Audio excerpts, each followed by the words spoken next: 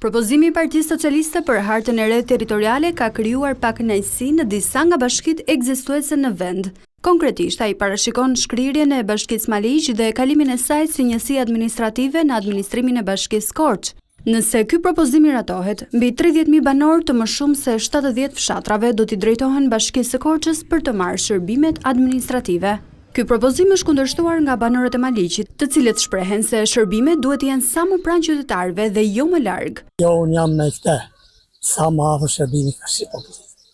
S'duhet të prishet. Sa më afër. Prishetare të prishet ikin edhe të Po e largon, do më dhe largon popullin. Nuk jam dakord të prishet atë, inshallah moti. Ne shqyr që e kemi bashkinë afër këtu. Kemi nevojë për bashkinë. Po ikin tëra gjërat. Përse? Tërë investimet, tërë ato gjërat janë bërë tash të mira këtu. Edhe qytetarët e Patosit kanë kundërshtuar shkrirjen e bashkisë së tyre. Sipas banorëve, çdo ndryshim i statusit administrativ të qytetit do të ndikonte negativisht në zhvillimin e tij dhe do t'i mbante larg shërbimeve.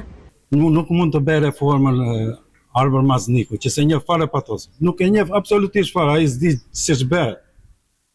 Jam kundra edhe në qoftë se arrihet kjo që të bëj bashkimin, mos të vinë me këtu. Unë jam socialist i vjetër që në kohën e Fatosnanës.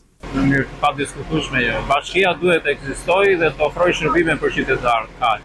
Po është një bashki e madhe që si bie radha kur jo Patosit, po as Rrethinave me fjalë këtu që të ofrojnë shërbime. Kështu që shekot. Të themi të drejtën, jemi të pakënaqur për shkëputjen e Patosit që bashkohet me Vjerën. Sepse gjithë zona e Patosit është shumë e hapur.